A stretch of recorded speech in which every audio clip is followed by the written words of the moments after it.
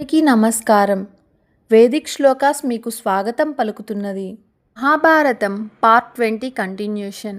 అలా వెళ్ళిన ద్రోణుడు ద్రుపదుని మదం అణచగల శిష్యుని కోసం ఎదురు చూస్తున్నాడు.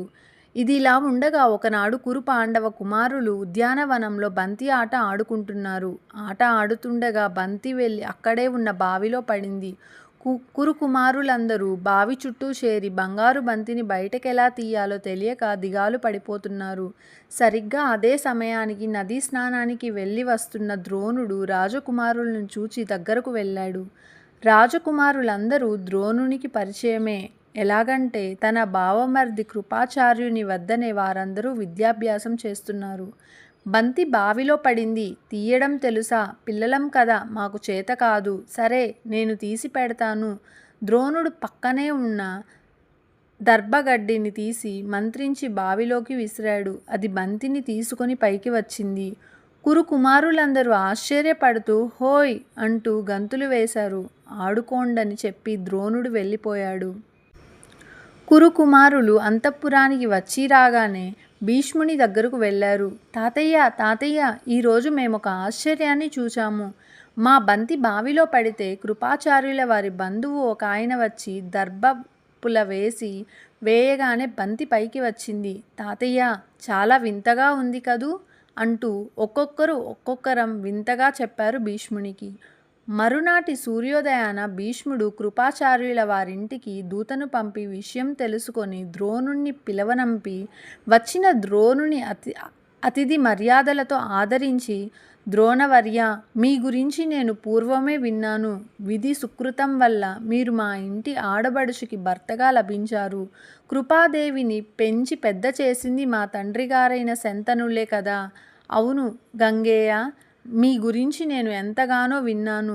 నీ దర్శన భాగ్యం నాకు ఈరోజు కలిగింది.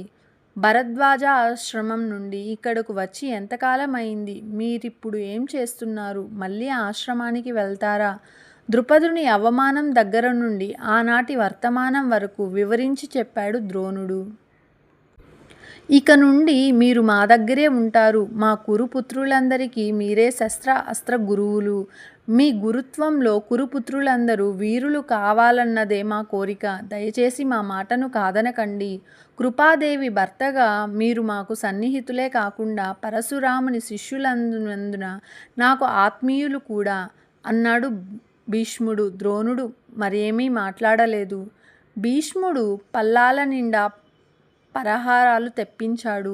పట్టుబట్టలు, రత్నాభరణాలు తెప్పించి ఇచ్చి నూర్గురు దాసీజనాలతో అంతఃపుర మేడల్లో ఒకదాన్ని ద్రోణునికి ఇచ్చాడు. ద్రోణుని ఆశ్రయించిన దరిద్రం మళ్ళీ వస్తానని కూడా చెప్పకుండా పారిపోయింది. అశ్వత్థామకిప్పుడు త్రాగినన్ని పాలు, కృపాదేవికిప్పుడు 100 మంది దాసీజనం. ఇంటి ఖర్చుల గురించి ఆలోచించవలసిన అవసరమే లేదు. రాజకుటుంబంతో పాటు ద్రోణుని ఇంటికి అన్నీ అవే వస్తున్నాయి. భీష్ముడు కురు కుమారుల విద్యాస్థలాన్ని కృపాచార్యుల ఇంటి నుండి ద్రోణ మందిరానికి మార్పించాడు. సామాన్యుడి కొడుకైన సార్వభౌముని కొడుకైన గురువులున్న చోటుకి వెళ్ళి చదువుకోవాల్సిందే. ఆనాటి గురువులకి ఇచ్చే గౌరవం ఇదే. మరి ఇప్పుడు కామెంట్ చేయండి. తరువాత పాండవులకు కౌరవులకు ఇప్పటి నుండే అసూయ ద్వేషాలు మొదలయ్యాయి. ఆడే మాటల్లోనూ ఆడుకునే ఆటల్లోనూ ఒకరంటే మరొకరికి పడడం లేదు. ముఖ్యంగా భీముడికి దుర్యోధనునికి అస్సలు పడేది కాదు. దుర్యోధనునికి నోటి దురుసు, అలాగే భీముడికి చేయి దురుసు. కౌరవులందరూ చెట్టెక్కి కాయలు కోస్తుంటే భీముడు ఆ చెట్టుని ఊపి అందరూ కింద పడేటట్లు చేసేవాడు. నదిలో స్నానానికి వెళ్తే ఆ చేతితో నలుగురిని, ఈ చేతితో నలుగురిని పట్టుకొని నీళ్ళల్లో పడేసేవాడు. 10 మంది మీద పడ్డా సునాయాసంగా వారందరినీ చావబాదేవాడు భీముడు. ధృతరాష్ట్రునికి ప్రతిరోజు భీముని మీద ఏదో ఒక ఆరోపణ వస్తుండేది. ధృతరాష్ట్రుడు భీముణ్ణి మందలిస్తూ ఉండేవాడు. ధర్మరాజు పెద్దనాన్నకు ఏదో ఒక రకంగా సర్ది చెప్పేవాడు. భీముడి ఏనుగు బలం ముందు కౌరవులు కొరగాకుండా పోతున్నారు. దుర్యోధనుడు దుశ్శాసనాదులతో ఆలోచించి ఒక పథకం వేశాడు.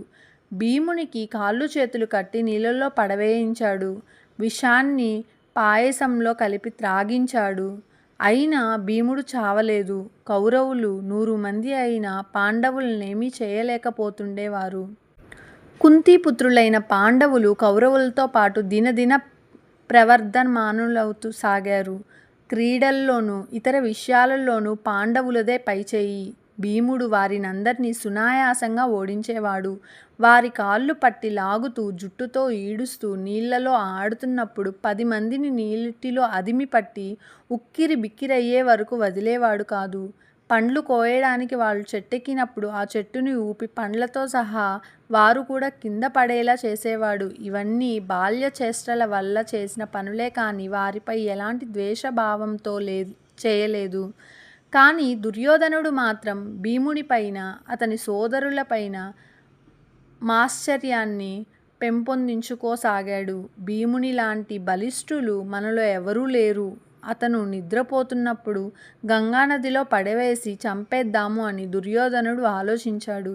ఇలాంటి కుతంత్రంతో గంగానది తీరంలో ఆడుకుంటున్న ఒక భవనాన్ని నిర్మించి రకరకాల రుచికర భక్ష్యాలు పండించి పాండవులు విందు భోజనానికి ఆహ్వానించారు.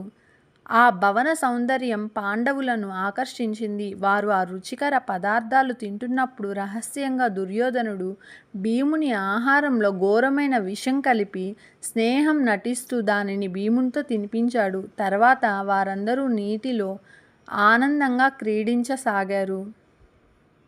To be continued in next part. Thank you.